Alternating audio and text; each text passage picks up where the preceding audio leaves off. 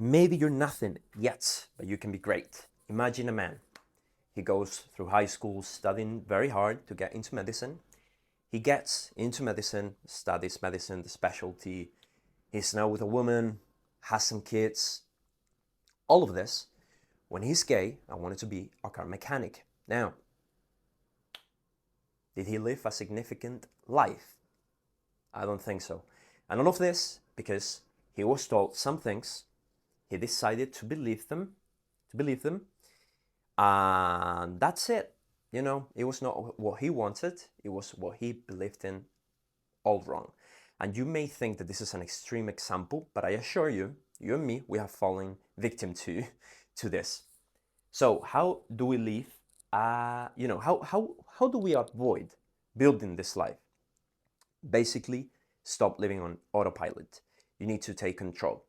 How do we take control? Well, we need to pass things through our filter, because right now I want you to imagine the filter you've been living with is society glasses. So you, like, if you let go of your glasses, you see life.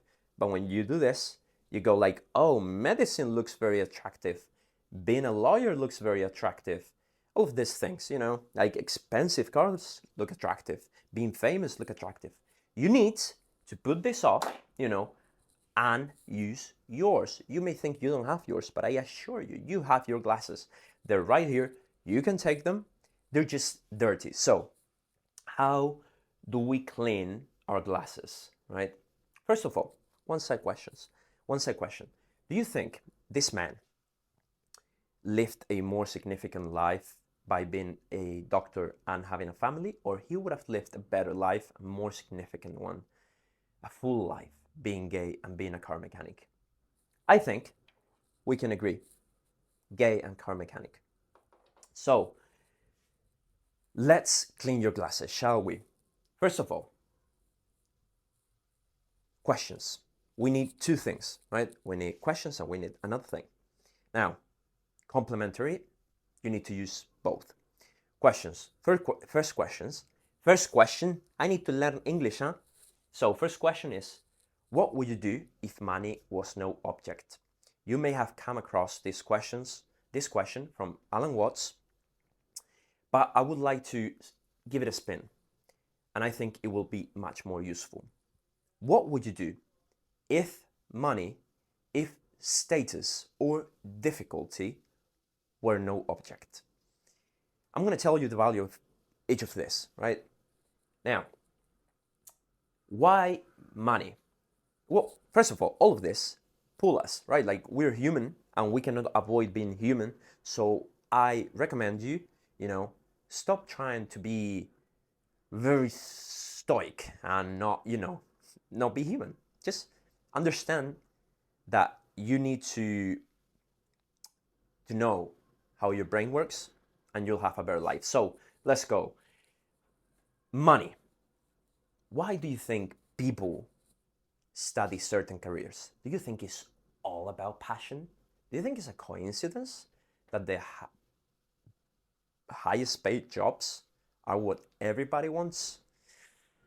Highly doubt it, right? So careful about chasing money or fame. Why do you think fame or status? Why do you think people buy expensive cars, expensive phones? Do you think it's all because they really like cars and they really love phones? They use them very much? No. The people that say they love phones, they just use WhatsApp, iMessage, and take pictures for Instagram, right? So they are buying these things only for the status. That's it. There's no love in buying phones. For most people, me myself, I'm pretty, I like technology a lot, so I could if I had the money. And difficulty. This is, doesn't work as money and fame, but it works in this too. Why? Because lots of people don't live a significant life just because they think what they want to do is very difficult or impossible. So, but I want you to think of something, right? Like, if you wanted to be a writer, let's say, right, if money, status, and difficulty wasn't a thing, why should you avoid it just because it's difficult? Just wear your glasses and write. You don't need to be J.K. Rowling, right? There's no need to be a famous writer. You don't need to make it your job. But why wouldn't you live a more significant life if you want to be a writer? Do write, please, right? Don't let yourself be scared because of difficulty. Just do it. Now, personal example. I've been lifting weights for 10 years, and if I'm honest 100%, I wouldn't lift so much or would have lifted so much weights if it wasn't for the status that it gives you. It's nice to get compliments from women and men, even when you're not gay. Like, it's cool, to say, hey, bro, looking good. I appreciate it. So what would I have? Man, my English is broken. I would have played more football, for example. That's like European football, not American football. Soccer. And I would have lifted less weights. I would have played more volleyball and more, team sports. So that's what I did, right? Started playing more team sports. Think, what would you do if money, status, or difficulty was not a thing? Second question, what's your ideal week? Where are you? Who are you with? What are you doing, right? First of all, why the ideal week? Because ideal day is too short term, right? You need a bit more space to feel your ideal life. So what's your ideal week? Maybe you like going to the beach and you say, hey, like, I like going, but I don't like when there's many people. Okay, go from Monday to Thursday, right? You can use Google Calendar for this. I can use a picture for this. So you don't need to go Friday, Saturday, and Sunday. Nice. You're building a bit your ideal life, a significant life for you. Now, you may love fiction like two friends of mine. And you say, you know what, like, before going to sleep, I love when I read fiction. Do so. We postpone things for no reason just because life gets in the way. And usually, it's not a good reason. You can do a lot more things on the daily that you love or you like. You just need to make a bit of space and answer these questions. So, in my personal example, I love waking up in the morning, quiet, peace, no rush, getting my coffee and reading. That's just me. Ideally, it would be like some reading that puts my life in perspective, some Stoicism, Buddhism, or just general stuff. I enjoy that too. And play on the weekly football and volleyball. And yeah, so there's a strong tendency here. When you're trying to give your life direction, as we're trying to do, right, to live a more meaningful life, we try to answer perfectly. And until we get the full answer on the first question, second question, third, fourth, right, we do not act. Do not be like me, right? I was like that for the longest time. I've known these questions for years, and it wasn't until a few months back that I was, pondering this question, but with a more focus on action. And I asked myself, and I was like, yeah, I'd like playing more football.